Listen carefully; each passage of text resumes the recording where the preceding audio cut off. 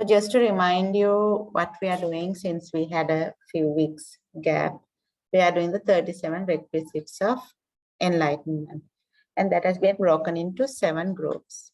First group is Satara Satipatthana, or the 4 foundations of mindfulness, right?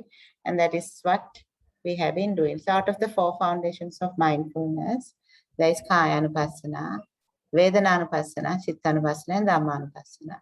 So all these weeks we did Kayanupassana, Vedananupassana, and Chittanupassana by practice. Yeah. So today I want to do Dhammanupassana. Dhammanupassana is fairly easy and straightforward because all the content you have done in your previous grades, right? So if you take the 5 mental hindrances or Nirvana, we did that in book 3 in grade 9, right?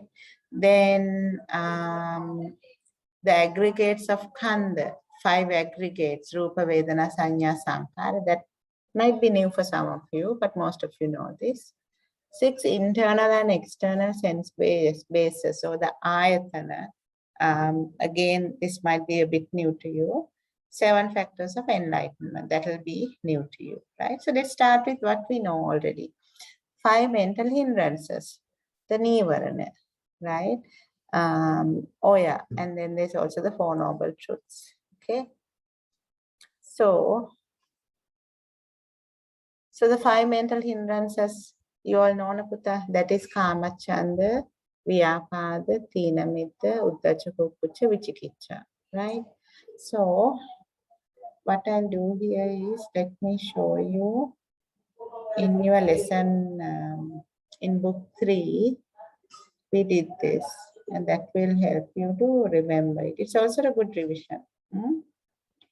So let me open the Pancha mental hindrances. All right, and let me share the screen. Okay. Can everyone see the screen? Yes, teacher. Very good. Come on.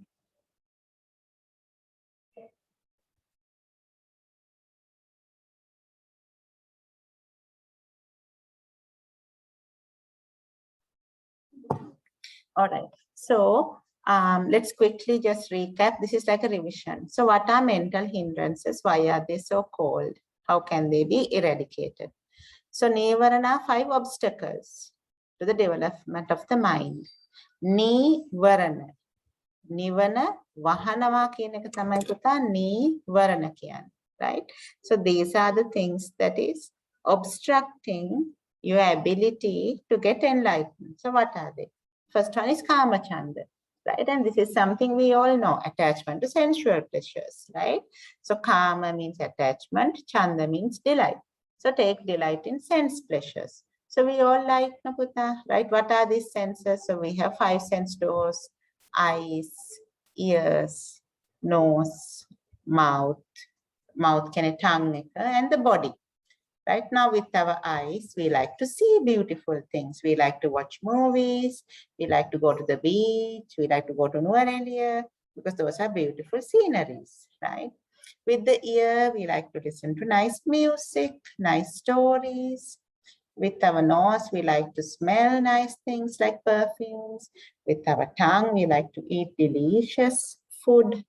And with our body, we like to feel good things, right? Like on a hot day, we put the fan and the fan feels good. On a hot day, you take a nice cool bath and the bath feels good, right? Or on a hot day, if you have gone on some trip and there's a nice little pond, right? You would like to get into it and take a dip, yeah? So, and also we like to sleep on a comfortable mattress. So these are all sensual pleasures, taking a lot of delight in sensual pleasures. Now, there's nothing wrong in this, Buddha, right? The Buddha never said not to enjoy life. He never said that. All he said was, right, if you enjoy all of these a lot, if you're attached to these a lot, these will prevent you from attaining Nirvana. That's all he said, right? He didn't tell you to attain Nirvana. He said, if you're looking for peace and happiness, Nirvana is the best peace and happiness you can get, right? And if you want the best peace and happiness of this world, these things are the ones that will prevent you from getting it. That is all he's saying. He's not telling you what to do. What you do is up to you, right? And he clearly told there's a way monks live and there's a way laymen live, right? So monks definitely can't have these sensual pleasures. But for laymen, he said, go ahead and enjoy life, right? There's nothing wrong with it. As long as you don't break the Pansilpadapaha, right? What are the Pansilpadapaha? Don't kill, don't steal, don't have sexual misconduct, don't lie, and don't drink alcohol and take drugs and stuff, right? So as long as you don't do those, go ahead and enjoy. Watch TV, eat chocolate, ice cream, play games, right? But problem with these sensual pleasures is if you get too attached, you will neglect the important things of life. Now, if you get too attached to TV, you will not make time to study. And as a child, if you don't study, you will not go to university and you will not get a good job, right? And if you are too attached to computer games, right, again, you will not study enough. You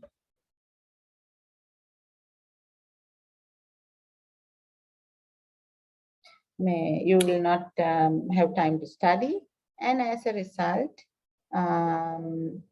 you will not do well in life, right? So even as a layman, Puta, you have to use your wisdom in how you enjoy your sensual pleasures, right? You have to use your wisdom. There has to be a balance. There has to be discipline, right? And Silaya means discipline, okay?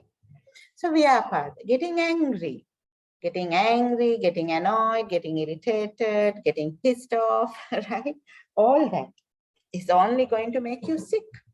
Yeah, because anger is like a fire inside you. So when you're angry, it's like your mind and body is on fire, right? And it's not good for your heart.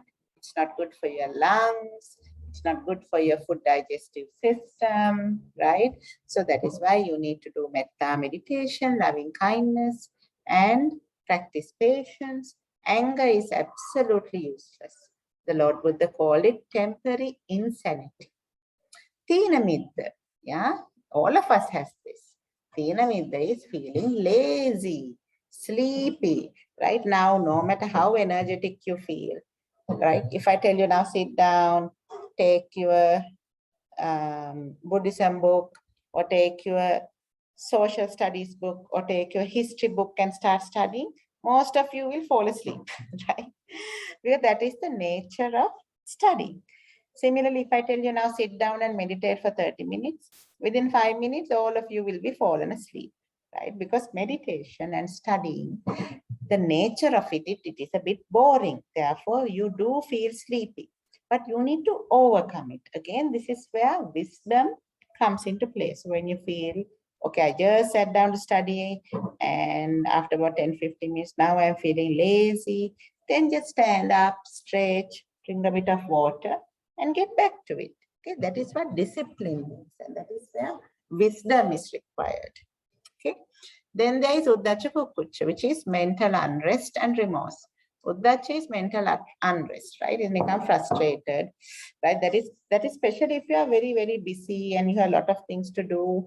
Then rather than spend time in the present moment, you are thinking of what to do next, right? So that doesn't help. When you are in the present moment, it really helps you to do a good job. Okay, so just read this while I have my kottamali, please. Otherwise, my kottamali will go cold.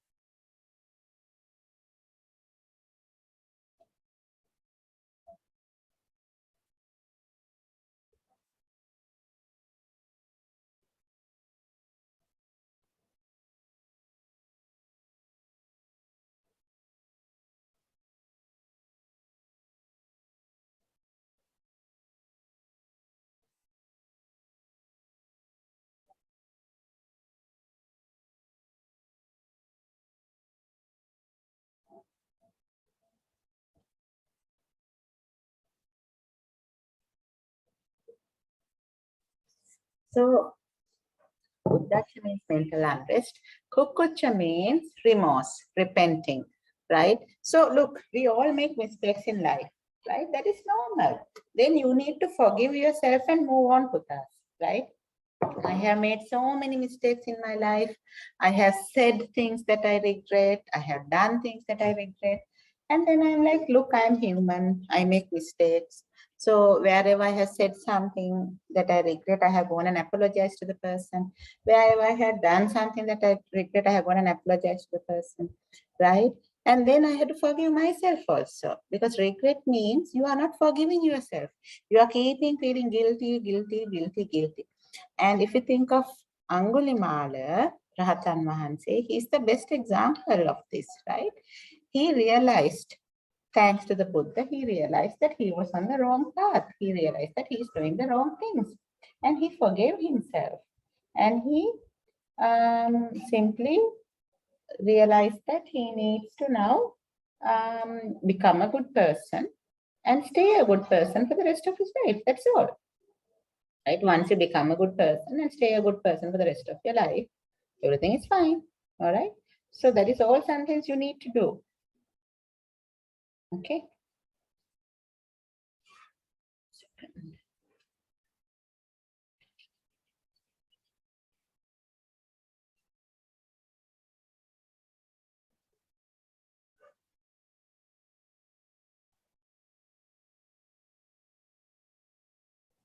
All right. So Vichikicha is having doubts. Doubts about the teacher, the teaching, and everything, right? And of course, then there were these similes of the 5 mental hindrances. Yeah. So I want this, all of you have this note, Nikuta. So I want you all to take a look at it and keep it in mind. Okay. It's a good opportunity for revision. All right. Next is, let's do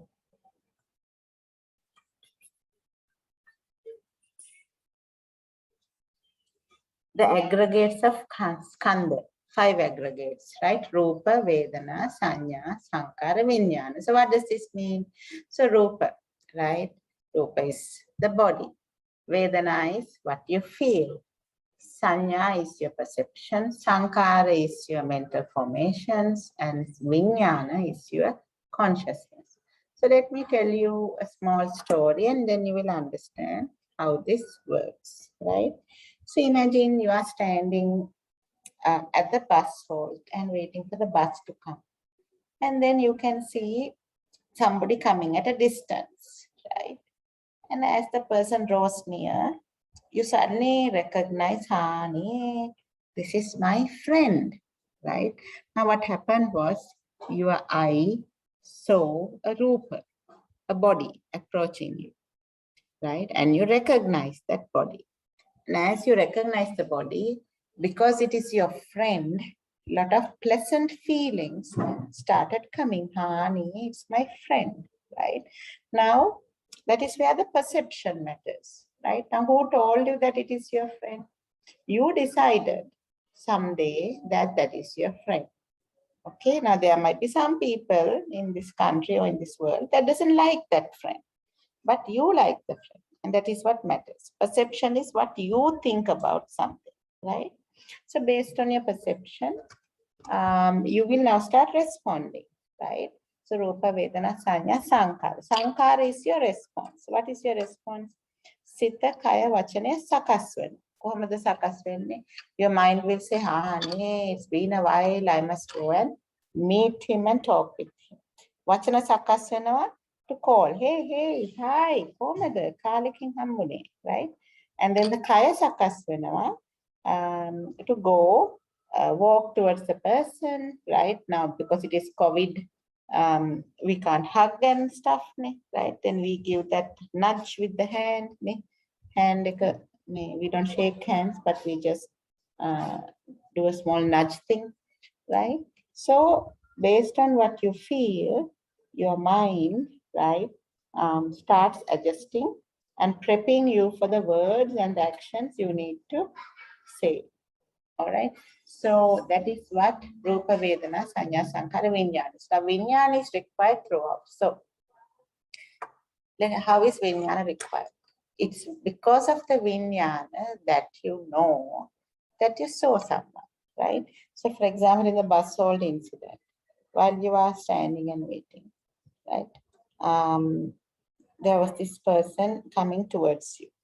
And then as the person comes closer, you recognize the person. So what happens is your eye only captures light, right? Light that falls onto your eye. Where this recognition, this perception, this is my friend and all the sankara developing, all that happens in the mind, okay? Not through the eye. Your eye only recognizes shapes and colors. That is all. It's your mind that tells you the story. This is my friend. I love my friend. I must go and talk to my friend, right? The opposite is also true. Like while you're standing at the bus stop, somebody is coming, and as the person draws closer, you realize that, right? This person I don't like.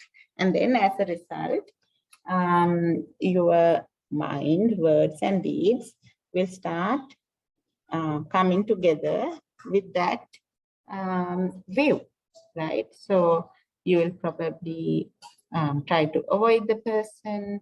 Yeah? You might try to hide behind somebody so that the person doesn't see you, and blah, blah, blah. Okay.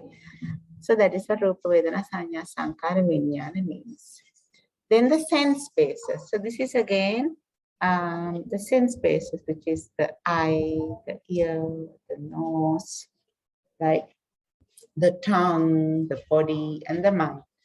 Yeah, so the eye catches visual objects, which is simply colors and shapes. The ear captures sound objects. So if anyone is calling you, you hear it. If anyone is praising you, you hear it. If there's some nice music going on, you hear it. That is the sound. So smell, you know now that most of the people's that most people's mother or father, they cook something special, right? And then now what is it, 10:14, you will get some nice aroma coming from the kitchen, right? So maybe you had told mom and dad, let's fry something, right? Or let's roast something. So yeah, that is the nose. And then the tongue, right? Tongue tastes, and so on. Then the 7 factors of enlightenment, Sattva Bojjhanga, we are going to do this in detail. So I'll just mention it here, right? So this is factor of mindfulness, it's called Sati. Factor of investigation, it's called Dhamma Vichaya. Factor of effort, it's called Virya. Factor of rapture, it's called happiness, Priti. Factor of tranquility, and the factor of concentration. So if you see Puta Sapta Bojjhanga Kela Venama Kotasak Tiyanava, so I will explain that in detail there. So the 4 noble truths you all know, there is a Dukkha Satya, Dukkha Samudaya Satya, Dukkha Nirodha Satya, and a Dukkha Nirodha Gamini Patipata Satya, right? Give me a second again.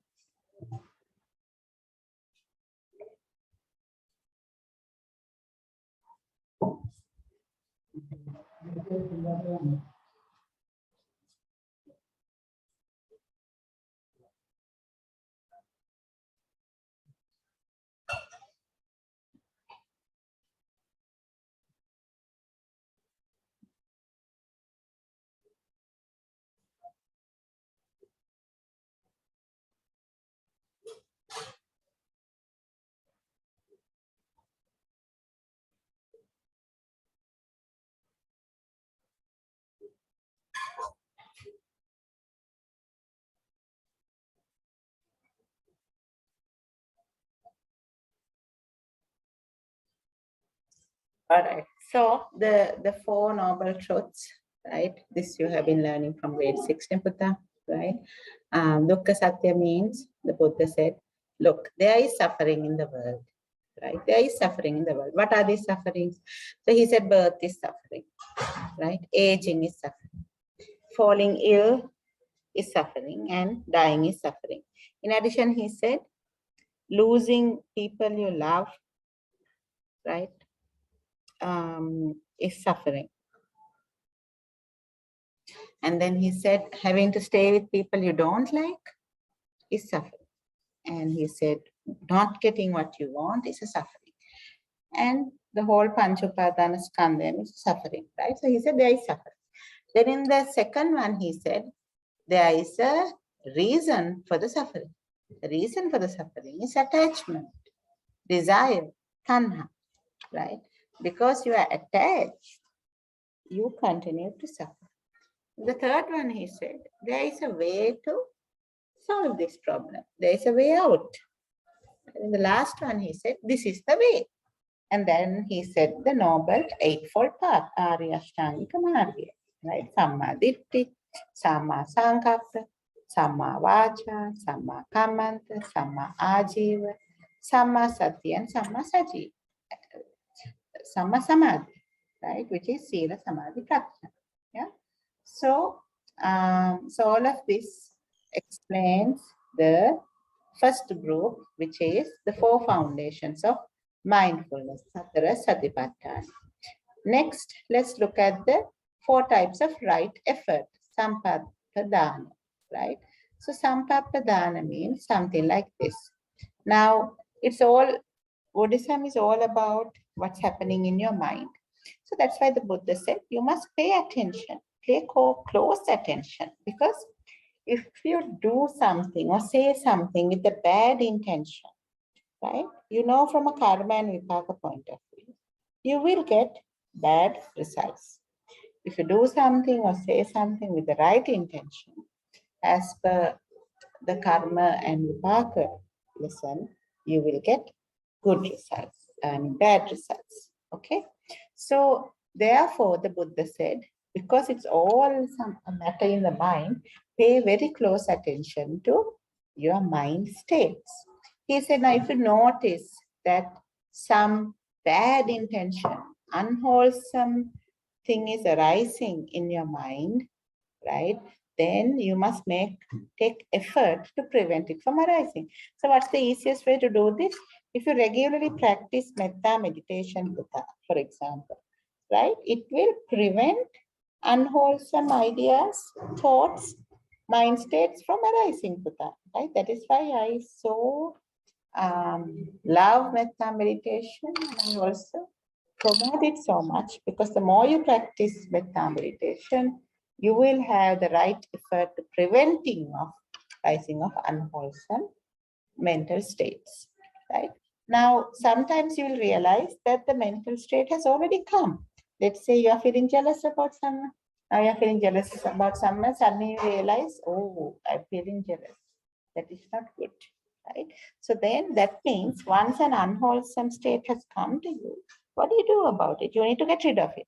So if it is jealousy, the best way to get rid of jealousy is to bless the person. You must say, you know, you deserve it. You are worthy of what you got, right? And let's say that class, okay, first, second, third kill, and you are always becoming the first. And let's say in one term, you are not the first, and somebody else is the first, right? And it's okay. Nobody says, there's no rule that says that you should always be first. And you should be humble enough to congratulate the person who became first and wish the person all the best. Okay, that is what abandoning unwholesome mental states mean. Okay, so this also applies in terms of, let's say you got angry. When you get angry, the best thing to do is again to do a bit of metta meditation, because metta, loving kindness, is an antidote to anger, right? Then cultivate wholesome mental states to arise, right? How do you do that? Again, through meditation, through constantly reflecting about Satara Brahma Viharana, Metta, Karuna, Mudita, Upekha, right? The more you think about these things, the more likely that these mental states will arise, right? So doing Metta meditation, right? Thinking about people and events in a compassionate level, right? Then trying to practice mudita, which is to No matter how jealous you feel, you just try to overcome it, right? And think that, everybody deserves good things in life, not only you, right? And maintain wholesome mental status that have already risen. So if right now you feel, when you look at your mind, if you feel that, oh, my mind is very loving right now, then you should try to maintain it. If you realize that my mind is very compassionate right now, you should try to maintain. So this is what effort means, because you have to put effort. This is very hard, because if you want to keep your mind always in a good place so that you will not hurt anybody, you will not harm anybody, right? That is why this becomes more important. Okay. So I will stop there for that. Next time we'll do this. We'll start from this Pancha Bala. All right. Okay, everybody. Bye, Putas. Okay, teacher. Thank you, teacher. Okay. Thank you, teacher. Thank you, teacher. Thank you, Miss. Okay, darling.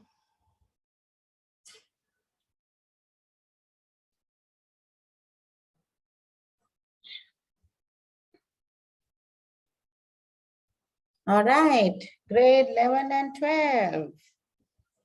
Let's do this.